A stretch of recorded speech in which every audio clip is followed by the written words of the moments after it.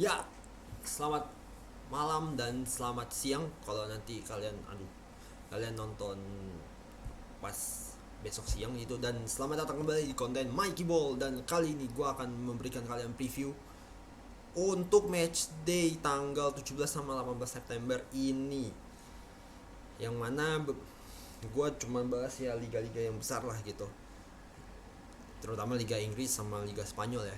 Dan sedikit gue tegaskan bahwa ya kayak Bundesliga, kayak Serie A atau Eredivisie, kalau misalnya ada match yang seru, gak menutup kemungkinan gue bakal cover juga matchnya. Jadi eh, apa ya, 5 liga besar ini, liga kayak Liga Prancis sih enggak sih, karena ya Liga Prancis ya tahu sendiri lah, kebanyakan monopoli sama satu tim, jadi nggak seru dibahas. Oke, tapi untuk 5 liga yang tadi gue sebut, ada EPL, La Liga, Bundesliga, Serie A, sama satu lagi Eredivisie. Eredivisie sebenarnya nggak gitu gede banget, cuman kalau ada yang seru sesekali gue bahas. Oke, langsung aja lah, gak usah lama-lama. Kita ke match hari apa ya ini, hari Sabtu. Kalau untuk Bundesliga gue harus bilang ya, contoh kayak Bayern Munchen ya, Pak. Bayern Munchen udah pasti bisa menang lah. Lawan juga Bochum, untuk gua bukan levelnya lah. Dan ya gua rasa sih bakal banyak pemain rotasi sih yang dimainin di match ini. Dan ya paling ya itu doang yang harus di highlight, yang bisa gue highlight tuh kayak Leipzig gitu. Leipzig ini juga aduh nggak banget lah dari segi permainannya. Kalau ketemu tim bertahan kayak Köln, nah gue mau tahu nih kayak gimana nih. Apakah mereka tetap bakal main ball positioning kayak kemarin lawan Munchen, atau mau bermain lebih cepat kayak kemarin gitu. Ya even though nggak berhasil karena lawannya City gitu.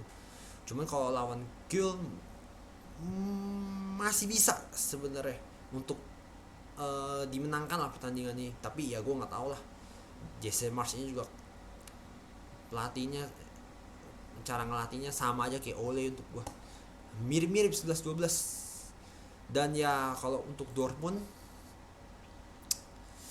ya udah lawannya juga Union Berlin. Ya mestinya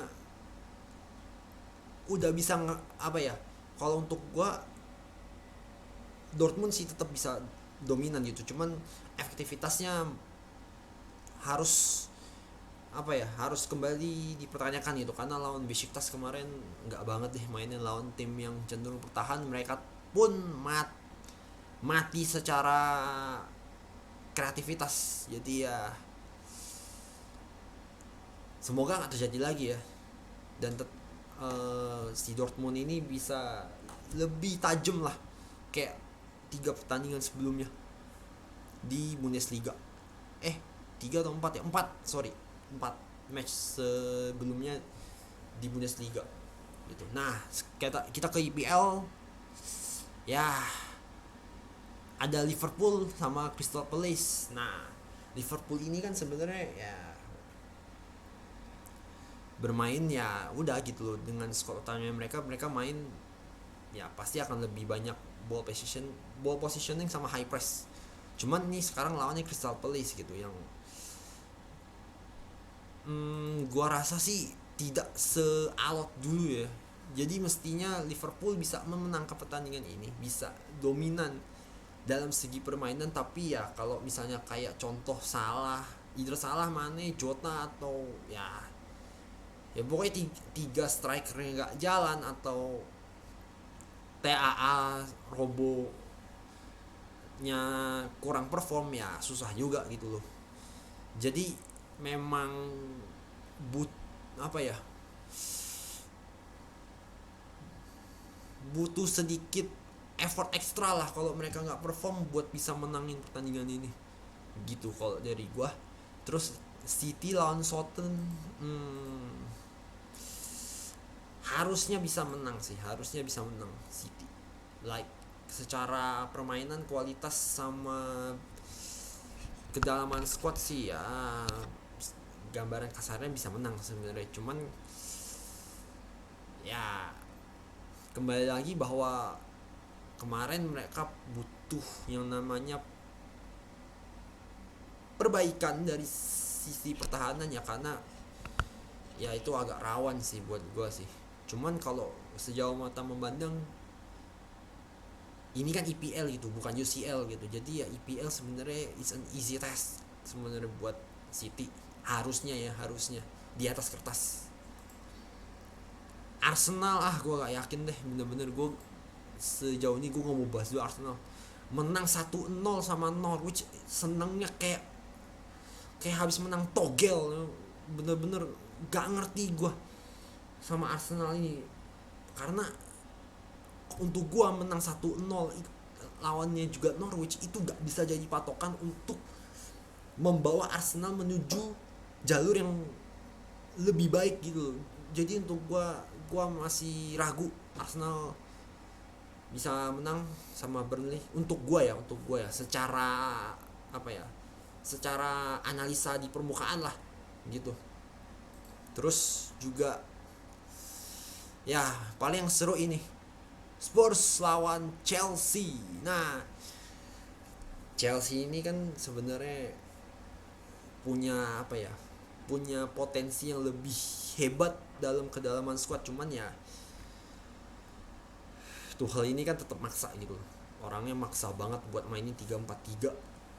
Yang sebenarnya sih jalan-jalan aja, cuman kalau ketemu Spurs yang cuman ngandelin counter, nah itu yang gue sebenarnya agak ragu gitu, karena apa ya, semusim yang lalu kan memang counter attack lebih diandalkan lah sama Spurs, dan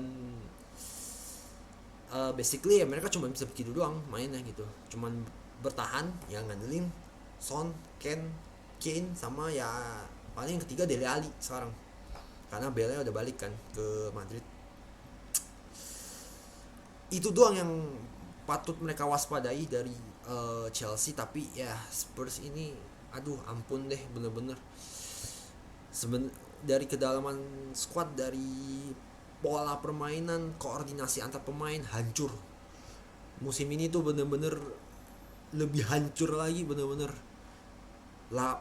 kemarin lawan Palace bisa kalah sampai 3-0 begitu. Itu sih kalau kita apa ya lihat dari permainan itu berarti ada yang udah gak beres dari Spurs. Jadi ya udah, memang mereka cuma terbatas main, bisanya cuma gitu doang. Dan Chelsea di sisi lain ya mereka dalam tren yang cukup positif gitu. Walaupun sebenarnya gue expect sesuatu yang lebih untuk Chelsea, karena ini squadnya Chelsea sebenarnya bisa lebih baik lagi, even more gitu loh. Dan ya gue bisa bilang main 4-3-3 atau dengan transisi 4-2-3-1 sih untuk gue adalah yang terbaik buat Chelsea, dan bisa lebih menggila lagi gitu loh dalam segi permainan, karena Lukaku ini kan butuh supply bola sebenarnya, karena dia bermain sebagai target man yang butuh supply bola yang cukup lah untuk apa ya, memberi dia kesempatan buat mencetak gol gitu. Cuman sejauh mata memandang itu belum kelihatan gitu. Jadi memang perlu lihat lagi apakah Chelsea bakal mengubah pola permainan dari si Tuchelnya ini gitu loh. Apakah dia mau ngubah apa enggak. Jadi ya gue nggak tahu, tapi yang jelas karena masih jalan sih, untuk gue 3-4-3 masih akan diterapin sih. But ketika nanti mandek, gue mau tahu apakah Tuchel bukan bisa sih, berniat lah untuk merubahnya gitu. However, untuk pertandingan ini gue rasa Chelsea lebih unggul. Untuk gue Chelsea bisa lebih unggul, bukan bisa lagi, bahkan potensinya bisa lebih unggul dibandingkan Spurs gitu. Jadi gue lebih unggulin Chelsea di sini. Dan yang terakhir dari Premier League itu ada West Ham versus MU. Nah, Ya tahu sendiri MU kalau main dengan tim yang cenderung bertahan, ya contoh kayak West Ham lah gitu, yang memang potensi skuadnya tuh udah terbatas gitu, ketimbang MU yang punya segudang bintang dengan skill individu yang mumpuni. Itu kesusahan. Kenapa? Karena ya Ole ini, gue kalau nggak salah juga udah pernah bilang kok, Ole ini tuh kayak tukang ketok magic, cuman ngandelin informasi yang dia pakai 4-2-3-1. Ya udah, kayak ngandelinnya cuma Bruno Fernandes seorang dengan tambahan sekarang Ronaldo plus Pogba, yang ya gue bisa bilang kadang dia tampil bagus, kadang tampilnya juga mediocre ke bawah gitu. Bahkan kemarin lawan Young Boys itu gak kelihatan sama sekali, kayak bocah hilang di telan bumi itu. Bruno juga ya anget-angetan gitu loh, kadang main bagus, kadang juga enggak, kadang dalam satu match dia setengah-setengah mainnya, jadi gak meyakinkan buat gua. Dan lebih-lebih Ronaldo gitu, Ronaldo ya you can gitu loh, you can give apa ya, uh, an, ex- an expectations that he couldn't bring gitu loh. Ya karena memang dia sekarang striker murni, dan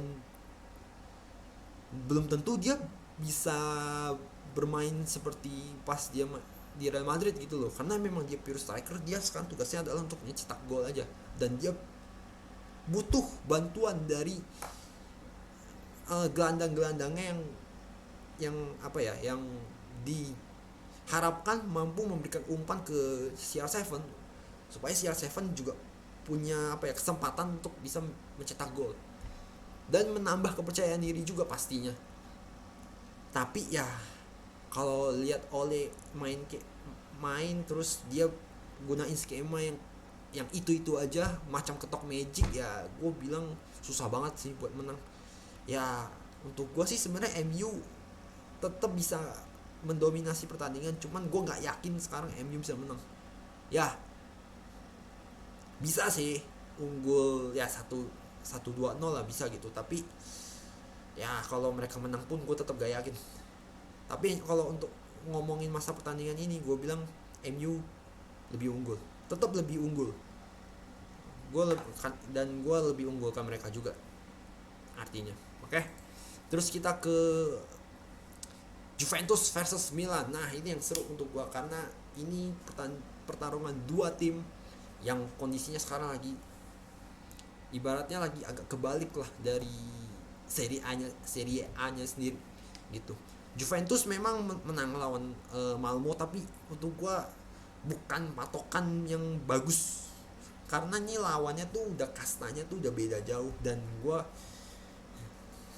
jujur belum melihat lagi Juventus yang apa ya, Juventus yang benar-benar punya passion buat juara gitu. Dari segi permainan aja, lihat gelandangnya cuma Locatelli doang yang apa ya, yang benar-benar di atas gelandang-gelandang yang lain gitu loh dari kualitas gitu. Walaupun juga Locatelli juga kadang-kadang ups and downs juga gitu. Lihat kayak apa, Bentancur, Rabiot, Ramsey lagi, pusing kalau jadi Allegri juga punya gelandang bapuk mampus kayak gitu. Terus di depannya juga Morata lagi, please deh, Kulusevski, Bernadeschi, big nono lah gitu. Dan di sisi lain Milan pun juga ya memang mereka 3 kali menang gitu, tapi gue agak sanksi juga gitu, karena mereka murni cuman hard work dan fight doang. Maksudnya cuman ngandelin fighting spirit sama hard workingnya dia doang, yang memang terbukti bisa membuat mereka bisa menang sampai 3 match gitu. Ini dari kacamata gue ya gitu. Tapi kalau dari segi permainan, Milan yang cuma ngandelin counter doang mungkin di Serie A efektif, tapi kalau lawan tim-tim gede kayak gini aja belum tentu bekerja dengan bener gitu, karena emang belum terbukti juga gitu loh. Dan inilah pembuktiannya. AC Milan butuh membuktikan diri bahwa ya mereka bisa bersaing gitu dengan tim-tim besar. Terlebih-lebih ya karena mereka terbatas dengan formasi ya, hanya dua elemen yang tadi gue sebut itu, hard working sama fighting spiritnya doang yang diandelin itu. Dan ya mungkin kita akan melihat pertandingan cukup seru dari dua tim ini. Kalau mau dibilang siapa yang gue unggulin, dengan kondisi sekarang gue lebih mengunggulkan sedikit ke Milan kalau gue, karena Juventus untuk gue masih butuh waktu lah untuk menciptakan chemistry di squadnya gitu. Dan terakhir ya paling dari La Liga doang sih, kayak Atletico Madrid lawan Bilbao itu juga alot loh, jangan salah. Lawan Barca aja kemarin bisa 1-1 dengan permainan eksplosifnya. Dan ya nggak menutup kemungkinan Atletico juga bakal kaget sih dengan permainannya Bilbao. Dan ya mereka menangnya kan juga bener-bener lucknya tuh di atas 1000% gitu. Bener, ya dapat penalti lah, injury time, maksudnya udah lewat dari injury time yang disediain, masih dapat kesempatan juga gitu. Jadi lucknya tuh di atas 1000% nih Atletico Madrid. Tapi kalau lawan Athletic Bilbao ini gue gak yakin. Dan gue bilang cenderung seri sih, cenderung imbang untuk pertandingan Atleti lawan Bilbao. Oke, mungkin itu aja preview singkat dari gue.